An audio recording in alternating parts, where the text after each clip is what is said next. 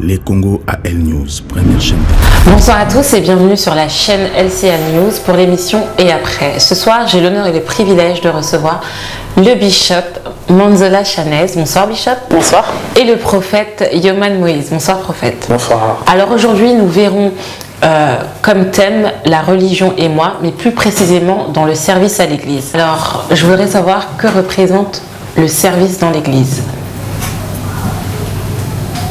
Prophète. Ok, le service dans l'église est quelque chose de primordial, étant donné que nous avons été appelés par notre Dieu. Le fait d'accepter Jésus est un appel. Donc après cette étape, il faudrait pouvoir servir ce Dieu-là et ça se passe dans sa maison, dans son temple. Donc je peux dire par là que toute personne qui a accepté le Seigneur Jésus doit faire le service dans le temple. Bishop, êtes-vous d'accord avec ce que dit le prophète? Pourquoi seulement travailler dans le temple? On peut travailler partout, n'est-ce pas? Le service de Dieu peut être partout dans le monde, pas seulement dans l'église. Souvent, c'est l'amalgame qu'on a, parce qu'on pense que les gens pensent que l'église, c'est seulement un bâtiment. Je n'ai pas dit que le prophète a dit ça, n'est-ce pas? Mais je dis par rapport aux gens qui vont nous écouter, on va leur faire croire qu'il faut être à l'église pour seulement servir. Or que partout, on peut servir. On peut servir aussi au travail, par rapport à notre comportement. C'est aussi le service, n'est-ce pas? Donc c'est juste ça. Alors on a un texte de référence donc qui est Matthieu 25, 23. Alors je vais le lire. Son Seigneur lui dit: bien joué, bon et fidèle serviteur. Tu as été fidèle en peu de choses, je t'établirai sur beaucoup de choses. Entre dans la joie de ton Seigneur. Comment on peut entrer dans la joie de son Seigneur en étant dans le service? Bishop. Comment on peut rentrer dans la joie du Seigneur en étant dans le service? Oui. Quand on dit rentrer dans la joie du Seigneur, c'est faire quelque chose ou accomplir la chose que Dieu nous demande de faire. Lorsque par exemple, moi il m'a appelé, avant peut-être je n'étais pas dans la joie du Seigneur parce que je ne servais pas Dieu. Mais lorsque je suis rentré maintenant dans le domaine dans lequel il m'a appelé, je rentre aussi dans la joie de mon Seigneur. Alors qu'est-ce que ça représente le service concrètement? Le service concrètement, c'est de travailler pour son maître. Parce qu'il nous a créés pour le servir. D'accord. Tout à l'heure, vous avez dit qu'on peut servir à n'importe quel endroit. Mais est-ce qu'il y a des tâches précises que je dois faire pour servir Dieu? Ou je peux faire juste balayer la salle, balayer mon cœur, comment je fais? Ok, non. Balayer l'église est un service aussi. D'accord. Parce que on prend soin de la maison de Dieu. D'accord.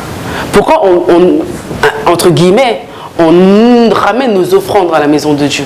C'est un service, on ramène nos offrandes à Dieu. Oui, mais c'est un dû à Dieu. Oui, c'est un dû. Il y a aussi les offrandes qu'on ramène dans la maison de Dieu. N'est-ce pas? C'est tout ce qu'on fait pour Dieu est un service. Dans la maison de Dieu, le bâtiment. Puisqu'on est censé être le temple de Dieu. Oui, le temple du Saint-Esprit, d'accord. J'aime pas dire les bâtiments parce que y a des gens, ils aiment trop débattre sur ça, tu vois.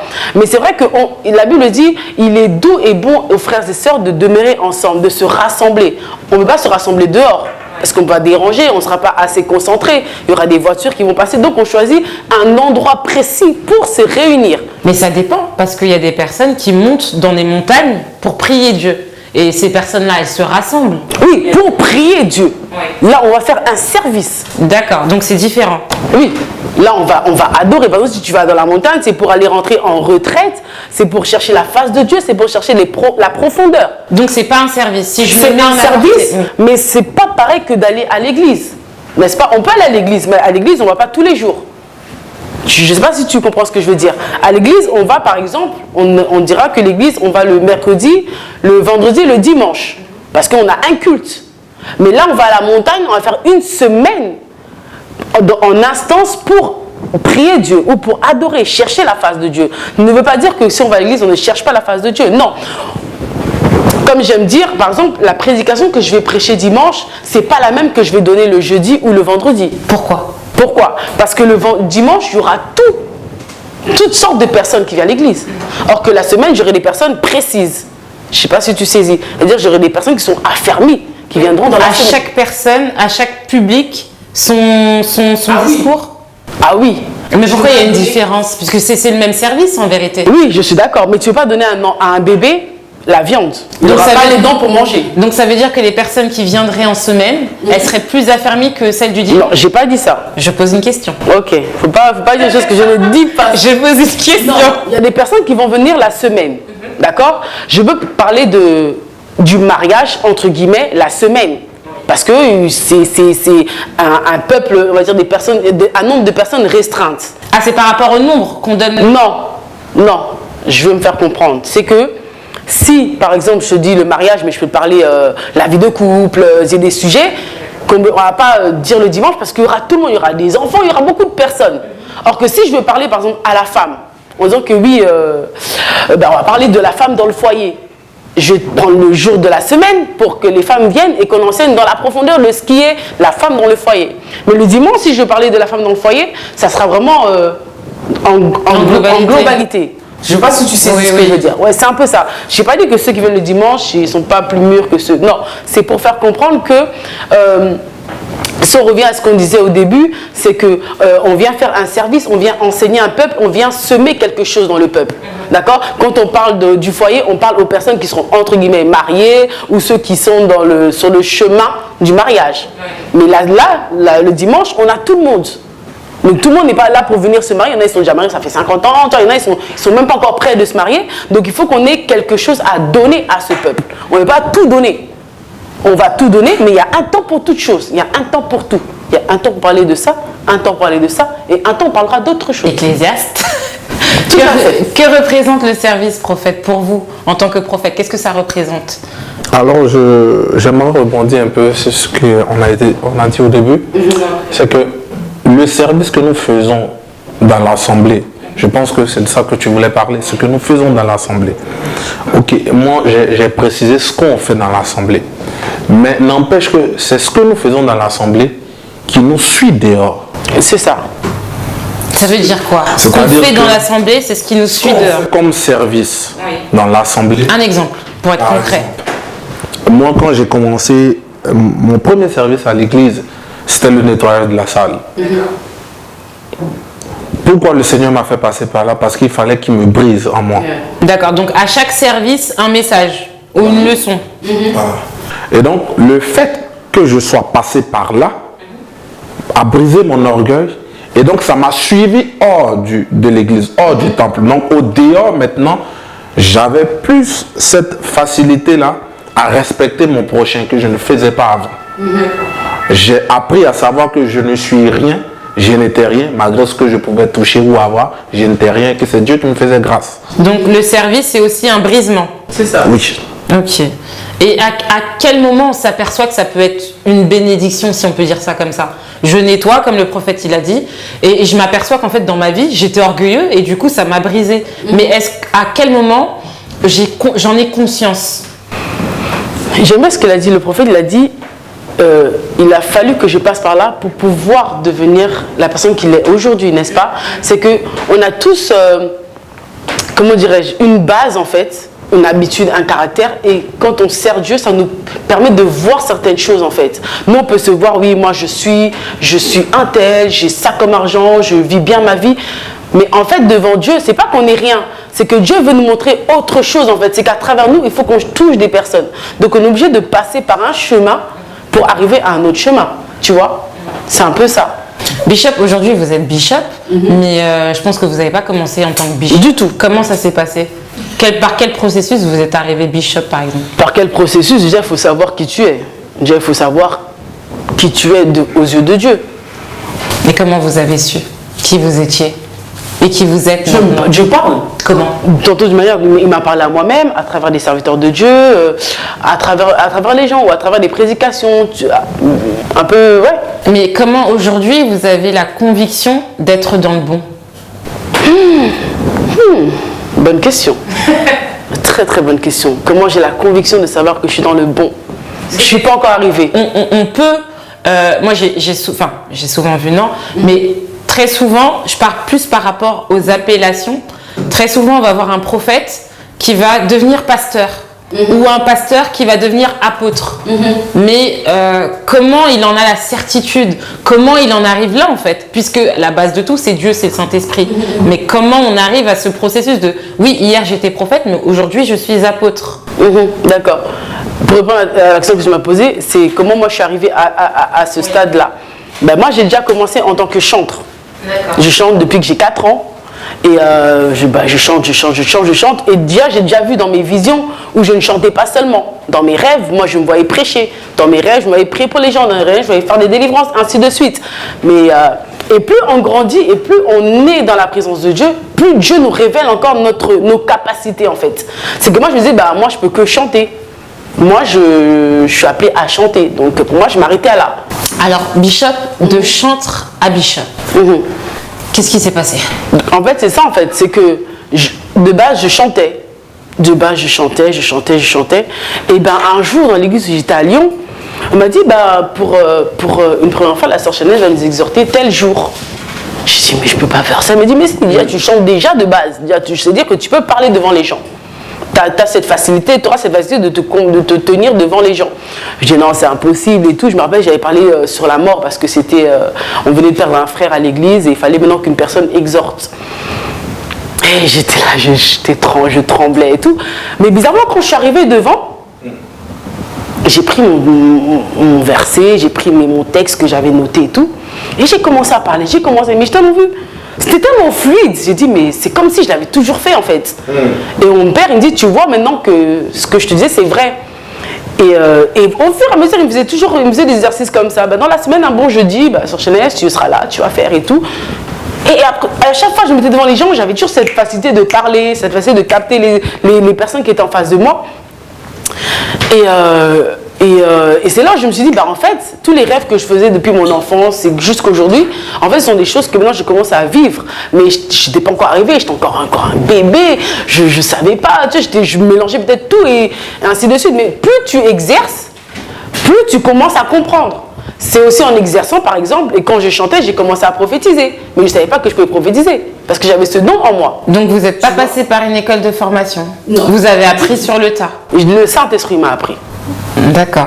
Je ne dis pas que c'est mauvais d'aller à l'école, il faut aller, il faut le faire, mais le Saint-Esprit aussi enseigne très bien les choses. Le Saint-Esprit sait enseigner les choses. Il a dit à Jérémie, Jérémie disait, mais moi je suis le plus petit, je ne peux pas. Il a dit, mais je mettrai en toi les paroles. C'est-à-dire que quand le Saint-Esprit il vient dans ta vie, il vient te poser les choses que tu vas dire. Quelle que soit ta timidité, quelle que soit ta forme, tout ce que tu veux, le Saint-Esprit est le meilleur enseignant. Et comment on fait justement pour entretenir cette relation avec le Saint-Esprit, puisque c'est lui qui convainc, comme elle disait le bishop, mais ok, je suis dans ça, j'apprends sur le tas, le Saint-Esprit c'est mon maître, mais comment je fais en fait pour garder ça en fait, puisque c'est pas forcément facile. C'est comme une relation. Bah, comment je fais pour entretenir cette relation? Et comment tu puisque je ne vois pas le Saint-Esprit. Mais tu auras toujours envie de le voir, tu auras toujours envie de le sentir en fait. Il est là pour combler en fait. Si je peux dire ça comme ça, il est là pour combler. C'est-à-dire que... Mais il comble quoi au juste? Il comble le vide qu'il y a en toi, le manque que tu as. Tu sais, un riche, pourquoi on dit c'est difficile à un riche de rentrer au royaume des cieux? Parce qu'il pense qu'il a tout, mais il lui manque Dieu. Je ne sais pas si tu vois ce que je veux dire. Or des personnes comme nous, qui avons peut-être, par exemple, moi je prends mon exemple, je suis orpheline de mère. C'est-à-dire que j'avais besoin de cette femme qui n'est plus là et qui ne reviendra plus. Vous voyez, le Saint-Esprit vient prendre cette place en me faisant comprendre, ne t'en fais pas, je suis là pour toi. Même si peut-être je ne le vois pas, mais je le sens en moi. C'est-à-dire que j'aurais du mal à dire que je vais oublier ma mère, parce que c'est ma mère, elle a apporté 9 mois, ainsi de suite. Mais parce que le Saint-Esprit sait combler le vide qu'on a, c'est alors qu'on aura toujours besoin d'être avec lui. Tu vois ce que je veux dire? C'est comme aujourd'hui, avant que je rencontre mon mari, quand j'ai rencontré mon mari, on s'appelait tous les jours. C'est-à-dire que j'avais toujours envie de l'appeler. J'avais toujours envie de l'écrire. J'avais toujours envie de savoir ce qu'il fait, il est où, comment. Et c'est pareil avec le Saint-Esprit. Quand le Saint-Esprit prend une place, j'aime ça. Quand le Saint-Esprit prend une place en nous, c'est alors qu'on aura toujours besoin d'aller vers lui. Quand le Saint-Esprit a la deuxième place, il ne prendra jamais la place. Ça veut dire qu'on aura à faire nos affaires, il sera à côté. Mais quand on prend le Saint-Esprit, on le met à sa place. Quels que soient les soucis, quels que soient les problèmes, on partira toujours prendre recours au Saint-Esprit. Je ne sais pas si je me suis fait comprendre. Vous vous êtes fait comprendre, Bishop. Alors, ok, le Saint-Esprit, il doit avoir la première place. On doit maintenir cette relation avec lui. Il doit être tout le temps présent. Permanent. Et comment je fais au quotidien pour justement moi, en tant qu'être humain, puisque c'est une divinité, pour le satisfaire, comme dit le verset en fait, pour qu'il soit dans la joie. Parce qu'on dit, il y a un verset dans la Bible qui dit « N'attristez pas le Saint-Esprit ».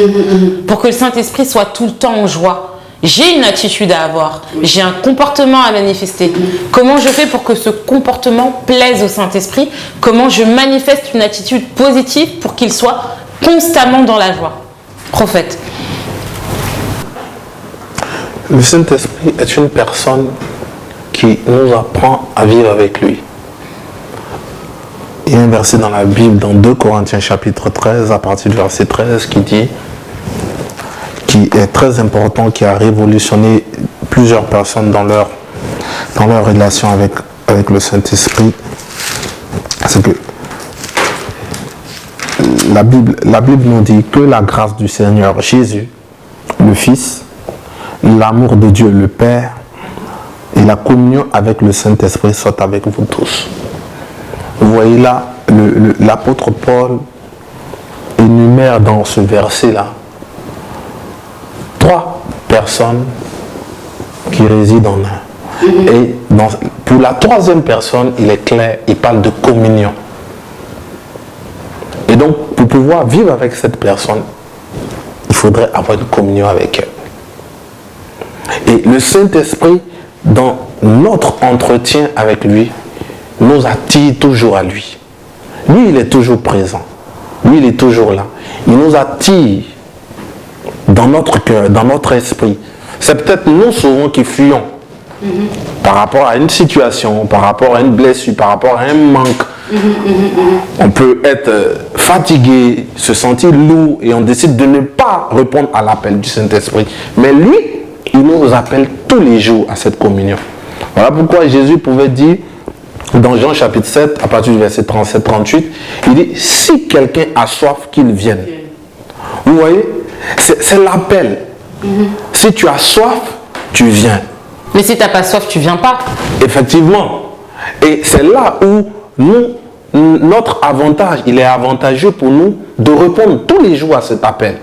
Parce que Jésus dit plus tard que si tu réponds à cet appel-là, des fleuves d'eau vive couleront de ton sein. Donc l'appel que Dieu a fait dans le chapitre de Jean, il est quotidien. Il est quotidien. Il n'est pas solennel. Non, il est quotidien. Et chaque enfant de Dieu doit pouvoir développer cela au quotidien.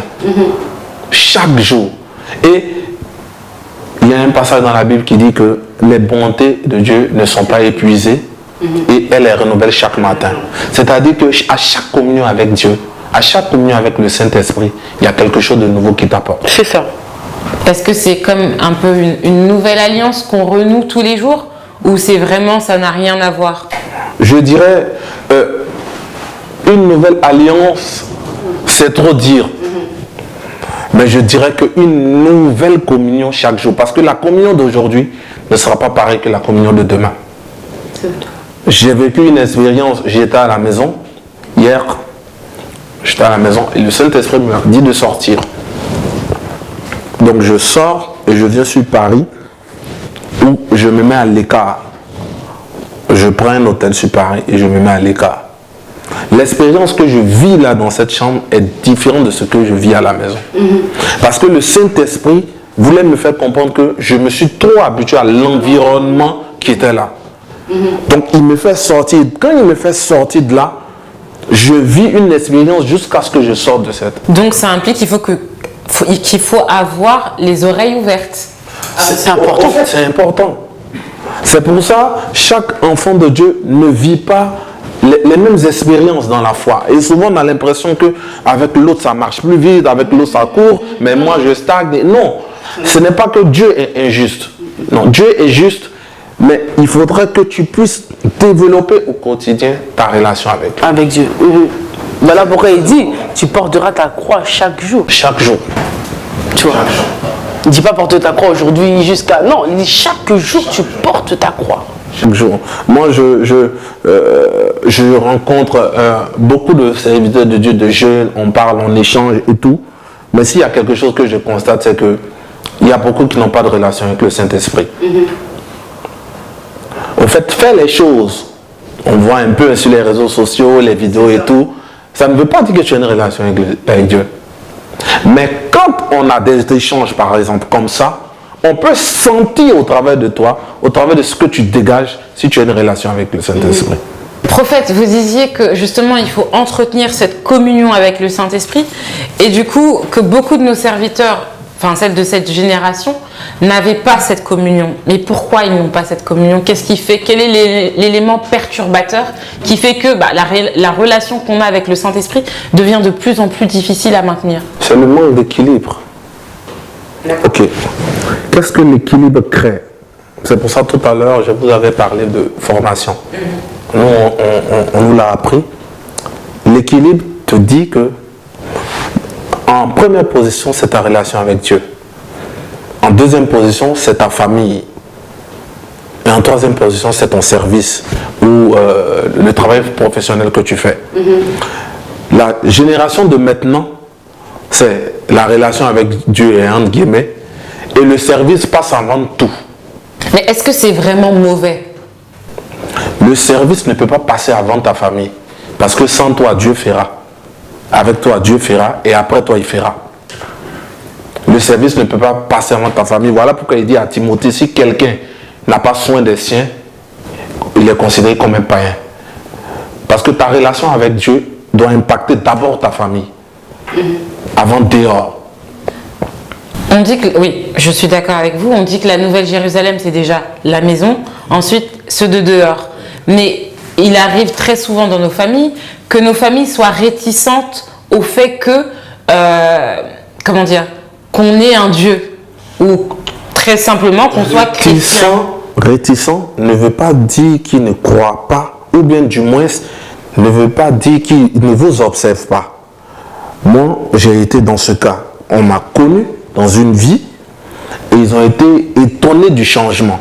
Donc il y a eu ce temps d'adaptation, d'observation. On te regarde pour voir si vraiment ce que tu es en train de faire est vrai. On te voit. Voilà.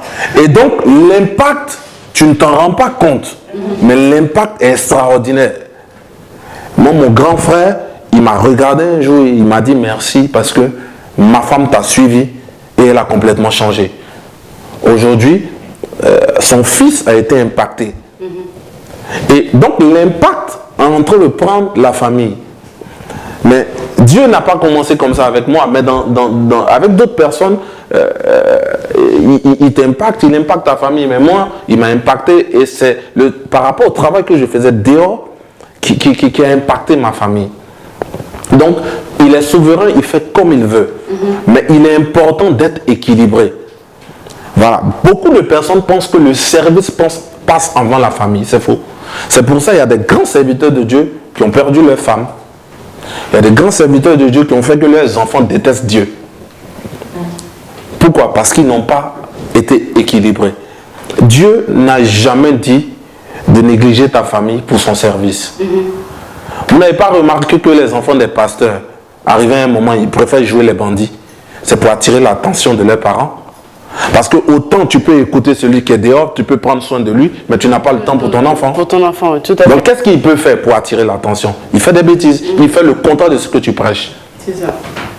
Alors que si tu es équilibré, tu as du temps pour eux, tu as du temps pour t'amuser, tu as du temps pour voyager, tu as du temps vraiment pour leur partager même cette expérience que tu as avec ton Dieu, ils te suivront. Bishop, comment se manifeste l'équilibre dans votre vie? Comment se manifeste l'équilibre dans ma vie? La relation de femme, de mère, d'entrepreneur.